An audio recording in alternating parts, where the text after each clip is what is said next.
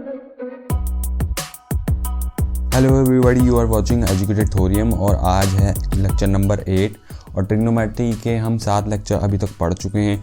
तो अगर आप लोगों ने अभी तक वो लेक्चर्स नहीं देखे हैं तो मैं लिंक डाल दूंगा आई कार्ड में और डिस्क्रिप्शन बॉक्स में प्लेलिस्ट भी ऐड कर दूंगा, वहाँ से जाके आप देख सकते हैं। कंसेप्ट को बहुत बढ़िया तरीके से आपको क्लियर करना है तो आपको हमें फॉलो करना होगा और सब्सक्राइब करना होगा हमारे चैनल को, ताकि आप हमसे कनेक्ट हो सकें। कनेक्ट होने के बाद जो भी गाइडेंस की वीडियो वगैरह होगी और जो भी जितनी भी हम वीडियो बनाएंगे एकेडमिक को लेकर वो आप तक पहुंच जाएंगी। तो चलिए बच्चों, आज की क्लास को स्टार्ट करते हैं। आज कर रहे हैं एग्जाम्पल नंबर 2 को, और एग्जाम्पल 2 बहुत ही इंपॉर्टेंट क्वेश्चन है। साथ के साथ क्वेश्चन नंबर 6 जो है एक्सरसाइज का 8.1 वो भी सेम टू सेम ही क्वेश्चन है और वो भी काफ़ी इंपॉर्टेंट है। तो ये काफ़ी बार एग्जाम में आ चुके हैं तो बहुत ध्यान से देखिएगा, ठीक है। तो यहाँ पे गिवन है कि एंगल बी और एंगल क्यू अक्यूट एंगल हैं और यहाँ पे साइन बी और साइन क्यू के बराबर दे रखा है। प्रूव करो एंगल बी एंगल क्यू के बराबर है। तो कैसे हम स्टार्ट करें इसको, तो यहाँ पे अगर हम प्रूव या सॉल्यूशन जो भी स्टार्ट कर रहे हैं हम उसको लिख लेते हैं। तो यहाँ पर एंगल बी और एंगल क्यू दे रखे, कोई फिगर वगैरह हमको बना के नहीं दिए। तो अब अपने को क्या करना है, सबसे पहले एक तो फिगर ड्रॉ कर लेनी है ताकि हमें कंसेप्ट को क्लियर कर सकें हम अपने लेवल पे, ठीक है। तो बी और क्यू कोई एक्यूट एंगल है, मतलब कोई 90 से कम होंगे और बता रखा है साइन बी और साइन क्यू की वैल्यू जो है बराबर है। अब ये कैसे होगा, देखिए अगर हम 2 ट्राइंगल अलग अलग ले लें, 2 ट्राइंगल अलग अलग ले लें तो उसमें अगर एक एंगल बी हो और एक एंगल क्यू हो, ठीक है, तो नामकरण कर दें एक बार। यहाँ पे नामकरण करो ए बी और यहाँ पे सी, ये सी 90 वाला हो गया। इस तरह से पी क्यू और आर। देखिए यहाँ पे एंगल आप कोई भी ले सकते हैं। कहने का मतलब क्या है कि क्यू, अभी देखिए यहाँ हमने नीचे लिया है, क्यू आप इधर भी ले सकते थे, कोई इशू नहीं है, कोई रोकेगा नहीं आपको इसको करने से। मगर देखने में क्या होगा, हमें बेस और परपेंडिकुलर देखने में थोड़ी प्रॉब्लम होती है, इसलिए हम कोशिश करते हैं कि हम उसे नीचे ले लें ताकि ये आराम से बेस बन जाएगा और इसके सामने वाला परपेंडिकुलर बन जाएगा, ठीक है। तो ये भी 90 हो गया। पहले ही यहाँ पे बोल रहा है कि साइन बी और साइन क्यू बराबर है, मगर प्रूव करना है कि एंगल बी और एंगल क्यू बराबर है। तो इसको कैसे प्रूव करेंगे हम, सबसे पहले यहाँ पे हमको देखना होगा साइन बी की वैल्यू, ठीक है। अब अपने को चमकना चाहिए, साइन की जो ट्रिग्नोमेट्रिक रेशियो बनती है वो परपेंडिकुलर अपॉन में हाइपोटेन्यूज बनती है। इतना तो आप लोगों को क्लियर होगा, इसका कंसेप्ट है, ठीक है। अगर आपने पिछले लेक्चर देखे हैं तो आपको काफ़ी अच्छे से समझ आएगा। तो साइन की ट्रिग्नोमेट्रिक रेशियो होती है अपनी परपेंडिकुलर में हाइपोटेन्यूज। तो यहाँ पर जो आएगी रेशियो वो इसकी रेशियो के बराबर होगी। एक बार साइड की रेशियो को हम निकाल के देखते हैं, ठीक है। तो क्या करते हैं, साइन बी यहाँ पे लिखेंगे सॉल्यूशन में दोबारा से। इस गिवन जो है यहाँ पे ये है अपना है साइन बी और साइन क्यू बराबर है। तो यहाँ पे ट्रिग्नोमेट्रिक रेशियो अपनी साइन बी यानी कि ये रहा, इसके सामने वाला परपेंडिकुलर ए सी अपॉन में हाइपोटेन्यूज 90 के सामने वाला ए बी। अगर आप लोगों को कन्फ्यूजन होती है परपेंडिकुलर कौन सा बनाऊं बेस कौन सा बनाऊं, तो आप अपने पिछले लेक्चर देख सकते हैं हमारी चैनल के ऊपर जाकर, वहाँ पे अच्छे से आपको समझाया गया है कि कैसे परपेंडिकुलर और बेस को पहचाना जाता है, ठीक है। तो इसी तरह से साइन क्यू यहाँ पर है ये, ठीक है, और ये बेस बन जाएगा। और यहाँ पर बेस नहीं चाहिए अपने को, परपेंडिकुलर चाहिए, तो पी आर अपना परपेंडिकुलर बन जाएगा। हाइपोटेन्यूज पी क्यू होगा, सबसे लॉन्गेस्ट साइड होगी, ठीक है। तो ए सी अपॉन में ए बी बन गया, पी आर अपॉन में पी क्यू बन गया, ए सी अपॉन में ए बी बन गया, ठीक है। तो अपने को अगर क्लास 10 के अंदर कंसेप्ट ट्राइंगल का क्लियर रखना है तो एक एक छोटा छोटा कंसेप्ट भी आपको पकड़ना होगा ताकि आपकी कोई भी गलती ना हो, कोई भी क्वेश्चन आए आप एग्जाम में उसे सॉल्व कर सको। तो यहाँ पर क्या है, देखिए कंसेप्ट 2 ट्राइंगल का चल रहा है। जब 2 ट्राइंगल का कंसेप्ट चल रहा है तो इसका मतलब ज़रूर या तो वो कॉन्ग्रुएंट प्रूव करने हैं, कॉन्ग्रुएंट का उसमें कंसेप्ट लगाना है, या तो उसमें सिमिलैरिटी का कंसेप्ट लगाना है, ठीक है। तो सिमिलैरिटी का कंसेप्ट देखा जाए तो देखो साइड की रेशियो आ रही है, तो यहाँ पे हम ज़्यादा से ज़्यादा सबसे पहले प्रायोरिटी लेंगे सिमिलैरिटी की। तो सिमिलैरिटी में क्या होता है, एक साइड दूसरी साइड की रेशियो ले ली जाती है 2 ट्रायंगल्स की, ठीक है, कॉरस्पॉन्डिंग साइड की रेशियो। तो अगर मैं ए सी की बात कर रहा हूँ तो यहाँ पी आर की साइड आनी चाहिए रेशियो के अंदर, बी सी की बात करूंगा तो आर क्यू की साइड आनी चाहिए, और ए बी की बात करूंगा तो पी क्यू की साइड आनी चाहिए, ठीक है। तो अपने को यहाँ पे दिख रहा है ए सी ए बी है, पी आर और पी क्यू दोनों हैं, ठीक है। अगर साइड की कॉरस्पॉन्डिंग साइड की ए सी की देखी जाए तो पी आर आनी चाहिए इसकी रेशो में, यानी कि ए सी अपॉन में पी आर होना चाहिए या तो पी आर अपॉन में ए सी होना चाहिए, दोनों में से एक। ठीक है, तो ए सी तो मिल गया मगर पी आर यहाँ पर है। ठीक है, और अगर मैं इसे नीचे लाऊंगा तो दो साइडें हो जाएंगी, मल्टीप्लाई में A B multiply P R. तो ए बी अपने को नहीं चाहिए, उसको उधर भेज देते हैं। तो ए सी अपॉन में पी आर ये हो जाएगा आपका ए बी अपॉन में पी क्यू। अब देखिए इससे क्या काम हो, अल्टरनेंडो करने से, ये ऐसे शिफ्टिंग करने से ये इधर आया और वो ये वाला उधर गया, तो ये अल्टरनेंडो हो गया। इससे क्या बेनिफिट है आपको, देखिए ए सी अपॉन में पी आर, ये देखो कॉरस्पॉन्डिंग साइड की रेशो बराबर है ए बी अपॉन में P Q, A B upon में पी क्यू, यानी कि हाइपोटेन्यूस की रेशो, यानी कि ये भी सही हो गया ऑटोमेटिकली, ये हमने सही करी तो ये भी सही हो गई, तो कॉरस्पॉन्डिंग साइड की रेशो आ चुकी है।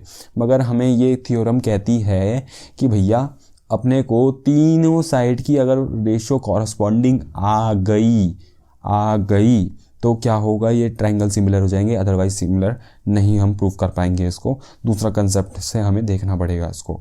तो अपने को यानी कि थर्ड साइड की भी रेशो बराबर आ जानी चाहिए हमें, यानी कि रिक्वायर्ड रेशो क्या है, अब कौन सी अपने को और चाहिए। ठीक है, तो इसकी मिल गई, इन दोनों की मिल गई, ए सी अपॉन में पी आर की मिल गई, रह गई बी सी और क्यू आर की, यानी कि बी सी और क्यू आर की रेशो और मिल जाए तो बड़ा मज़ा आ जाए। ठीक है, तो इसको निकालने के लिए तो रिक्वायर्ड रेशो है, ये मैं लिख के आपको दिखा रहा हूँ मगर लिखना नहीं है यहाँ पे। इससे क्या होगा, गलत हो जाएगा क्वेश्चन, तो वो नहीं करना है अपने को। तो अज्यूम करते हैं, इसको अज्यूम करते हैं कि ये एक एक्स्ट्रा वेरिएबल हम लेके चल रहे हैं, मान लीजिए के है। ठीक है, ज़्यादातर के दिएगा आपको बुक्स में, तो क्या है के के बराबर है। देखिए रेशो का कंसेप्ट ये कहता है कि 1/2 यानी कि 1:2 की रेशो, यानी कि अगर 1/2 की फॉर्म में लिखूंगा तो उसका आंसर सॉल्व करके आएगा 0.5। ठीक है, अब 0.5 अगर मैं बोलूँ के है, ठीक है, के की वैल्यू है 0.5, क्योंकि अगर मैं सॉल्व करूँ रेशो को, वो 1/2 की फॉर्म में लिख दूँ और 1/2 1 को डिवाइड करता है 2, तो आंसर आता है 0.5। ठीक है, अब ये 0.5 मैंने के ले लिया है, उसका नाम दे दिया भाई कुछ। ठीक है, अक्कड़ बक्कड़ बम्बे, वो कुछ भी नाम दे दो उसको, तो हमने के दे दिया है, एल दे दो, एम दे दो, पी दे दो, नहीं सॉरी पी नहीं दे सकते, पी यहाँ यूज़ हो गया। ठीक है, तो यहाँ पे के ले लिया है, तो अपने को यहाँ इस के का इस्तेमाल करना है। जब भी हम इस तरह की अजम्पशन करते हैं तो हम ज़्यादातर इसका इस्तेमाल कैसे करते हैं, इस पर्टिकुलर रेशो को इसके बराबर रखेंगे। ठीक है, पहले, और फिर बाद में इसको इसके बराबर रखेंगे, इंडिविजुअली करेंगे पहले। ठीक है, तो इंडिविजुअली करने से क्या होगा, उसको यूज़ करना है हमें, यानी कि ए सी अपॉन में पी आर अपने को के बराबर मिल रहा है और ए बी अपॉन में पी क्यू भी के बराबर मिल रहा है। अब ये क्रॉस मल्टीप्लाई करना है अपने को, ए सी के डॉट पी आर लिख देता हूँ, मल्टीप्लाई नहीं लिखता हूँ। ठीक है, और यहाँ पर ए बी जो है के डॉट पी क्यू हो जाएगा। ठीक है, ये इतना समझ आ रहा होगा आपके, ये यूज़ करना है अपने को, ये यूज़ होगा। ठीक है, अभी हमने क्या देखा, देखिए मैंने आपको लिख के दिखाया था मगर मना करा था, यहाँ नहीं लिखना है अपने को, किसकी रेशो, बी सी और आर क्यू की। अब एक बहुत छोटी सी बात आपको ये पकड़नी है कि अगर बी सी और आर क्यू की रेशो मैं निकालता हूँ तो वो भी के आनी चाहिए। अगर वो के आ गई तो क्या प्रूफ हो जाएगा कि ए सी अपॉन में P R equal to A B upon में B Q equal to B C upon में क्यू आर हो जाएगा, और ये कॉरस्पॉन्डिंग साइड की रेशो बराबर आने से क्या होगा, दोनों ट्रायंगल सिमिलर हो जाएंगे। दोनों ट्रायंगल सिमिलर होने का यूज कहाँ होगा, यूज इसलिए होगा जब मैं इस ट्रायंगल को दोनों को सिमिलर प्रूव कर दूंगा तो इससे आपका रिजल्ट निकलेगा कि उनके कॉरस्पॉन्डिंग एंगल्स भी बराबर हो जाएंगे, और कॉरस्पॉन्डिंग एंगल्स बराबर हो जाएंगे तो इस कोने वाली साइड का एंगल है बी, इस कोने वाले साइड का एंगल है क्यू, तो दोनों अगर ये ट्रायंगल सिमिलर होगा तो angle be automatically angle Q के बराबर होगा। इसलिए हम लोग इन्हें सिमिलर प्रूफ करने पे तुले हुए हैं। ठीक है, और सभी लोग तुले हुए होंगे जो भी जहाँ से भी आपने पहले देखा होगा उसको। ठीक है, तो यहाँ पे ये वैल्यू आई, ये वैल्यू आ गई। अब इसका यूज़ क्या करूँ, अभी मैं पहले से ही अजम्पशन ले रहा हूँ। ठीक है, प्री अजम्पशन कर रहा हूँ कि बी सी और क्यू आर की रेशो निकाल के देखते हैं। ठीक है। अगर वो की आ गई किसी तरह से, अब पता नहीं अपने को आएगी नहीं आएगी, मगर ये मेथड है, ठीक है, एक हिट एंड ट्रायल मेथड है जो कि काम करेगा। अब देखिए BC की वैल्यू निकालनी है मुझे। अगर पाइथागोरस चाचा की थ्योरम याद हो तो ज़रूर उसे यूज़ करना है अपने को, ठीक है। अपने को पता है हाइपोटेन्यूज का स्क्वायर जो होता है, हाइपोटेन्यूज का स्क्वायर जो होता है वो परपेंडिकुलर स्क्वायर प्लस बेस के स्क्वायर के बराबर होता है, ठीक है। अब यहाँ पे अगर कोई एक साइड की ज़रूरत है तो दो साइड का पता होना बहुत ज़रूरी है। अब देखिए वैल्यू तो किसी की भी नहीं पता, तो सब चीज़ जो है वेरिएबल बेस चल रही है। अब यहाँ पे BC की वैल्यू निकालनी है मुझे, इस साइड की वैल्यू निकालनी है। तो जब हमने पाइथागोरस थ्योरम की यूज़ करी होगी अंकल जी की, तो AB का स्क्वायर होगा AC का स्क्वायर प्लस BC का स्क्वायर, ठीक है। और BC का स्क्वायर एक साइड रख के उस साइड भेजेंगे AC के स्क्वायर को, AB square minus AC square हो जाएगी यहाँ पे, ठीक है। और उस पर स्क्वायर रूट चढ़ जाएगा। अब देखिए मैं यहाँ पे आपको एक बार करके दिखा देता हूँ, बहुत सारे लोग फिर कमेंट में कहेंगे, ठीक है। AB का स्क्वायर बराबर होगा AC का स्क्वायर प्लस BC के स्क्वायर के बराबर। अब ये मत कहना कि पाइथागोरस थ्योरम लगानी नहीं आ रही, आप जाके पुराने लेक्चर्स देख सकते हैं, ठीक है। तो यहाँ पर हमें अपने को चाहिए BC की वैल्यू, मगर ये भी BC नहीं है, BC स्क्वायर है। तो अब इसको चेंज करने के लिए पहले हम इसे शिफ्ट करेंगे इधर, तो AB का स्क्वायर माइनस AC का स्क्वायर हो जाएगा, और ये स्क्वायर इधर छूट के आएगा तो स्क्वायर रूट बनेगा। तो ये बनेगा BC की वैल्यू बनेगी स्क्वायर रूट में AB square minus AC square, ठीक है। तो यहाँ पर दूंगा मैं इसको AB square minus AC square. हो सकता है कुछ लोगों को फास्ट लग रहा हो, ये फास्ट उनके लिए कर रहा हूँ मैं जो पहले 7 लेक्चर देख चुके हैं। अगर 7 लेक्चर आपने नहीं देखे हैं और फिर इसको देख रहे हैं तो कोई फ़ायदा नहीं होगा, क्योंकि जो कंसेप्ट है वो आपका काफ़ी छूट चुका है पीछे, जो मैंने यूज़ करा है और समझाया है, और आगे के चैप्टर में भी वो कंसेप्ट यूज़ करता रहूँगा, तो आपको हो सकता परेशानी हो जाए। तो इसलिए आप लेक्चर ज़रूर देख लें, बाकी 7 लेक्चर, ठीक है। तो यहाँ पर QR को भी ऐसे ही यूज़ करूँगा, QR की भी वैल्यू निकालूंगा।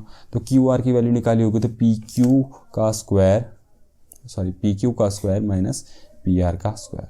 अब यहाँ पर देखिए, यहाँ BC और QR दोबारा लिख दिया मैंने। AB की वैल्यू अपने के पास है, यहाँ से इसको यूज़ करेंगे, ठीक है। तो AB की वैल्यू आती है K डॉट PQ, यानी कि K मल्टीप्लाई PQ। KPQ लिख देता हूँ मैं, सिर्फ और सिर्फ KPQ लिख देता हूँ, ठीक है। वैसे तो नहीं लिखनी चाहिए, ठीक है, टेक्निकली अगर मैं देखूं तो इसको नहीं लिखना चाहिए, क्योंकि PQ एक लाइन सेगमेंट है, और अगर मैं K भी ऐड कर रहा हूं तो हो सकता है कोई टीचर को प्रॉब्लम हो जाए, तो डॉट का इस्तेमाल ही कर लेते हैं, चलिए। और यहाँ पर K डॉट PR इस्तेमाल होगा, क्योंकि AC, देखिए AC की वैल्यू अपने ने निकाली थी K डॉट PR उसका भी स्क्वायर है। सिमिलरली नीचे कुछ वैल्यू नहीं निकाली, उसको वैसे ही रहने दीजिए, PQ का स्क्वायर माइनस PR का स्क्वायर, ठीक है।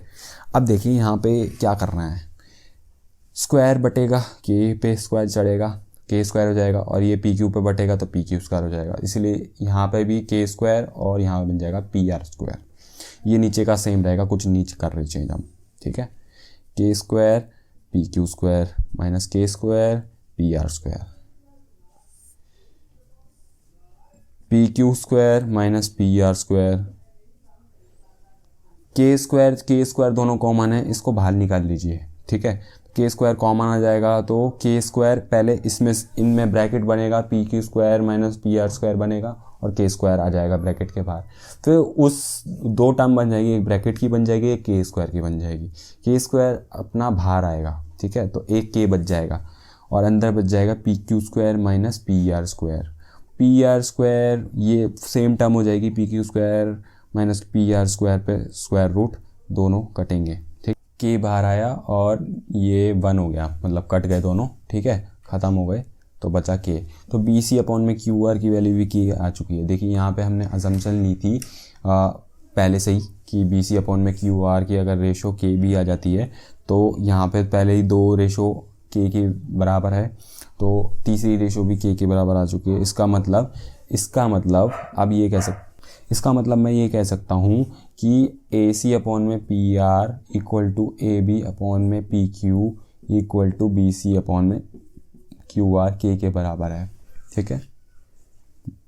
ये 2 बराबर है रेशो पहले से ही, तीसरी रेशो भी आ गई, वो भी K थी, तो उसको भी ऐड कर लिया साथ में, तो ये K बन गई। अब K बन गई, 3 साइड रेशो, कॉरस्पॉन्डिंग साइड की रेशो बराबर आ गई, तो क्या क्या होगा, ट्रायंगल सिमिलर होगा। अब देखिए ट्रायंगल सिमिलर को लिखने का तरीका क्या होता है मैं आपको बताता हूँ।